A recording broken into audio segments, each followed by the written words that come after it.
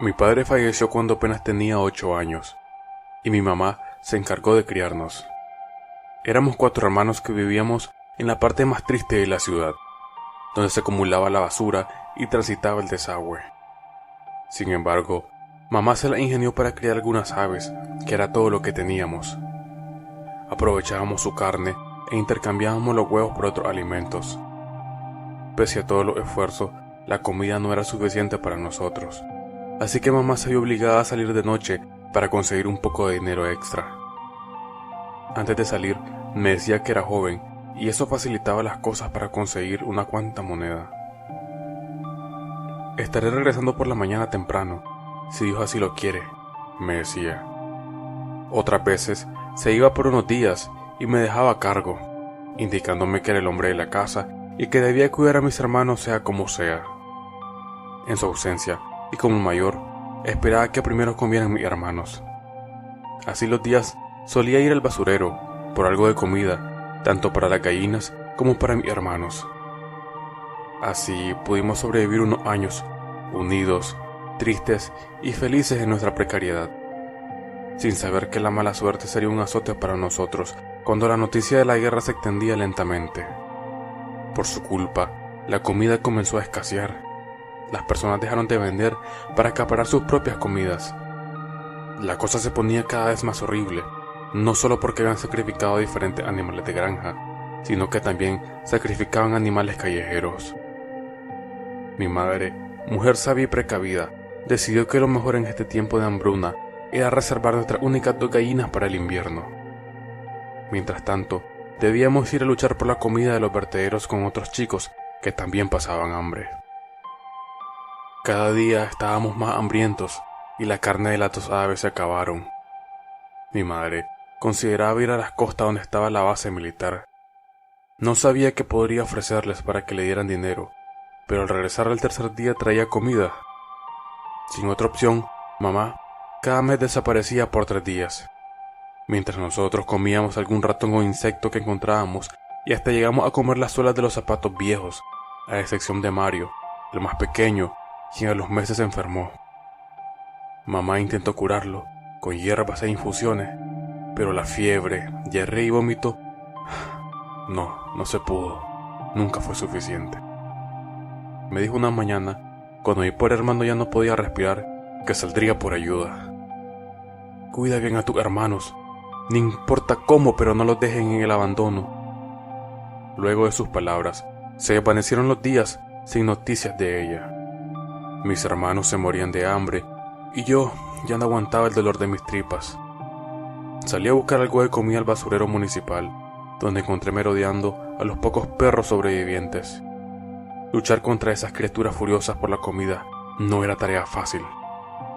Una noche, luego de comer el resto de un pájaro que terminé quitándole a un perro callejero, me acosté al lado de mi pequeño hermano. La tristeza que sentí cuando miré sus mejillas sin color. Había fallecido, y no sé cuántos días, pero su cuerpo empezaba a desprender un mal olor. Lo abracé y lloré tanto que decidí ocultar su muerte a mis hermanos hasta que llegara mamá. Sin embargo, ella no apareció hasta un mes después. Mientras tanto, ¿qué podía hacer? No era momento para desperdiciar la comida y ya había perdido un hermano. No quería ni permitir perder a los demás. Sé que mamá y mi hermano algún día llegarán a perdonarme, pero el sabor de mi hermano logró llenar mi estómago.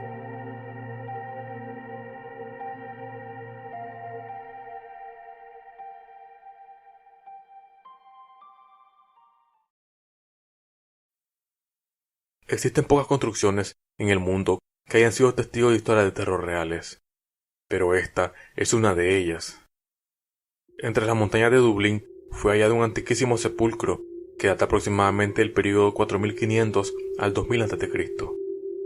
Muchos siglos más tarde, el magnate Connolly adquirió este terreno sobre el cual levantó un ostentoso pabellón de caza. Tras su muerte, el sitio pasó a ser un lugar exclusivo, un lugar de reunión para el Hellfire Club, una sociedad de ricachones y adinerados. Todavía, hoy se puede observar en el lugar los escombros de la construcción, donde se llevaban a cabo todo tipo de actos ilícitos. Era una noche como cualquier otra en el club. Las apuestas, vicios, fiestas y orgías no podían faltar, aún en medio de una noche fría tormentosa. A la puerta del lugar se acercó un hombre enigmático que habría sido sorprendido por el temporal. Aquel viajero envuelto con el manto de la noche podía costear una partida de póker mientras recuperaba fuerzas al calor de la lumbre. Nada parecía perturbarle, pero esa misma calma hacía que todos se preguntaran quién era. Aquel extraño visitante no revelaría mayores detalles, salvo que le complacería jugar esa noche al póker. Los más diestros jugadores vieron en aquella insinuación la posibilidad de ganar mucho dinero. Rápidamente las grandes apuestas caían sobre la mesa, incluyendo la del viajero. La tormenta continuaba copiosa, mientras la suerte rodeaba a aquel enigmático hombre. El jugador a su derecha buscaba la forma de sacar ventaja del juego, intentando distraer al forastero, pero éste apenas conversaba. Para ver si podía realizar alguna artimaña a su favor, el socio del club hizo un extraño tropiezo, dejando caer al suelo una de sus cartas, y al agacharse debajo de la mesa, solo emitió un grito desgarrador. No podía creer lo que veía. Las extremidades inferiores del viajero eran pezuñas de cabras en lugar de pies. Al advertir con el grito, todo el club quedó a la expectativa, posando sus miradas sobre el enigmático hombre.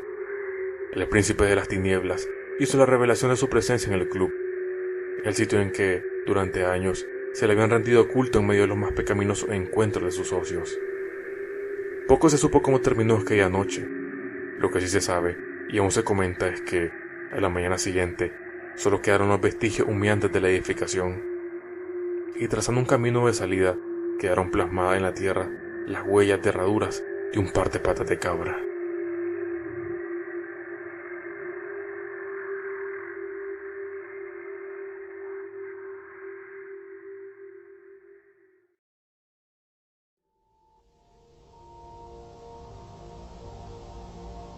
Un grupo de amigas había decidido ir a un pueblo a las afueras de Londres para pasar unos días.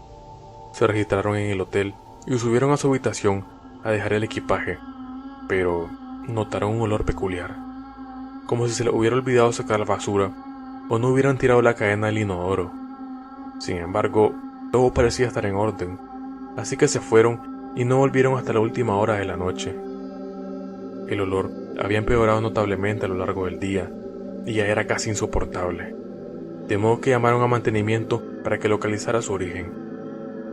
La persona que les mandaron miró debajo de las camas, dentro de los armarios, incluso olfateó los desagües y las ventilaciones, pero no pudieron encontrar la fuente del olor. Al final, limpiaron la habitación con generosa cantidad de productos perfumados, pusieron la ventilación al máximo y desearon las buenas noches al grupo de amigas. La peste estaba, por el momento, enmascarada, y como ellas estaban agotadas, se fueron a la cama. Una de ellas escondió la cartera debajo del colchón, como acostumbraba hacer en los hoteles. Todos durmieron hasta bien entrada la mañana. Grandes rayos del sol entraban en la habitación, calentándola en extremo. El hedor seguía presente y más potente que nunca. Una de las mujeres, ya bastante irritada, volvió a llamar al departamento de mantenimiento para quejarse. Luego, llamó al director del hotel para quejarse un poco más. Un pequeño ejército de personal de dirección y mantenimiento se presentó en breve, y una vez más, rebuscaron por todas partes sin resultado. Sin embargo, todos estuvieron de acuerdo en el que el olor era insoportable, así que la dirección ofreció cambiar a las amigas de habitación. Recogieron sus cosas para bajar al vestíbulo, pero cuando la amiga que había escondido la cartera bajo el colchón la buscó, tocó algo que parecía sospechosamente una mano humana. Quitaron el colchón de encima de la cama, y ahí, en un hueco, había un muerto, un hombre, y era evidente que lo habían asesinado en la habitación, y el asesino lo había escondido entre el colchón y la funda. Había recortado unas partes de los muelles de la cama para que el cuerpo no formara un bulto en la cama. Aparentemente, el cadáver llevaba casi 4 días en putrefacción.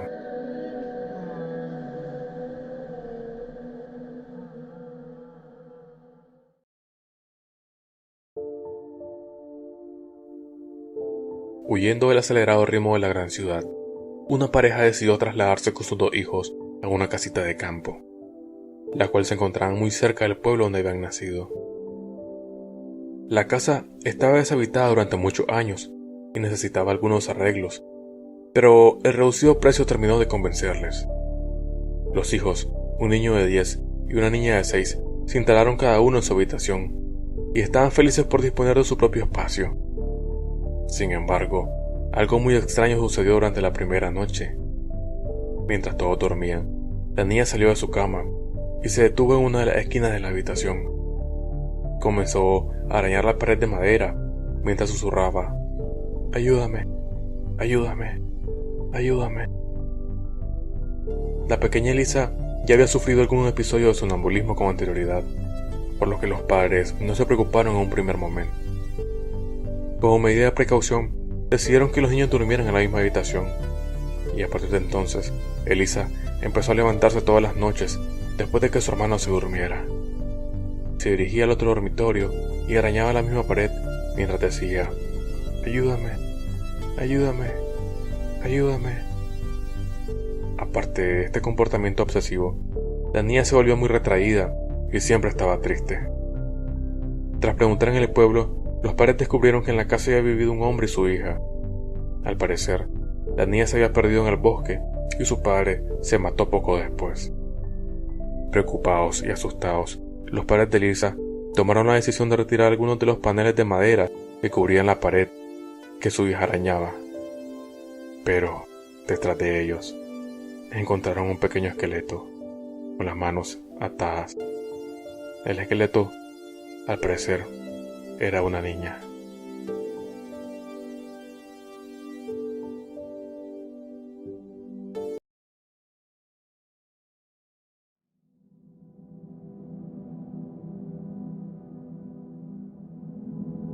Hola, mi nombre es Carlos, y hoy quiero contarles un poco de lo que pasa en mi vida.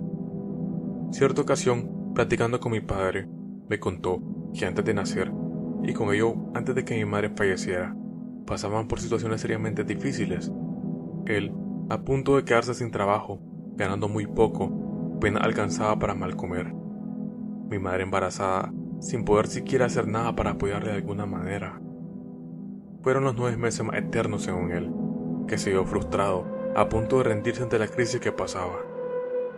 Hasta que, un día, mientras caminaba de regreso a casa, se encontró a una ancianita, que por la apariencia de sus vestiduras, se podía suponer que era una persona muy humilde. Me contó que empezó a platicar con él, haciéndole saber que ella sabía por lo que pasaba. Sabía de sus problemas, diciéndole al final que ella no debía preocuparse, porque después del 9º mes, su situación sería mejorada. Solo que le advirtió de un dolor muy fuerte y que tendría que superarlo.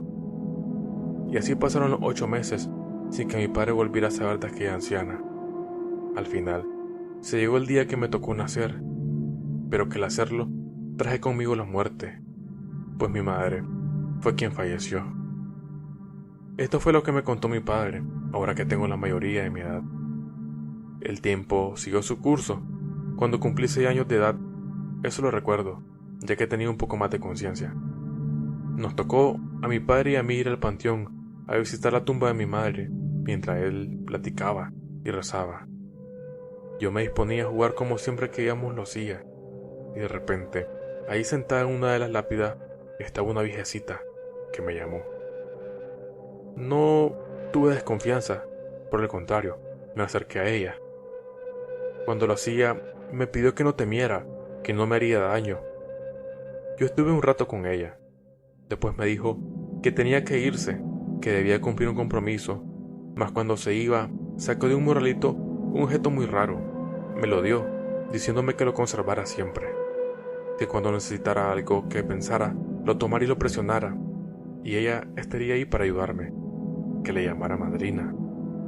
Llegó la hora de regresar a casa, y una vez ahí le conté a mi padre lo ocurrido. Esa tarde le hablé de la anciana y le mostré lo que me dio. Mi padre sorprendido me preguntó que cómo era y cómo iba vestida. Yo le describí todo. Más se sorprendió porque me dijo que al parecer fue la misma que hacía años, antes de que yo naciera, que encontró por casualidad en la calle, llegando a la conclusión de que aquella persona era la muerte, cayendo un poco en conclusión que el dolor que pasaría sería la muerte de mi madre, que sería muy fuerte. Actualmente vivimos cómodamente, sin problemas de ningún tipo, pero lo que me ha traído en mi cabeza a pensar es porque la muerte se autonombrara madrina, mi madrina, y sé que nunca lo sabré, nunca sabré los motivos.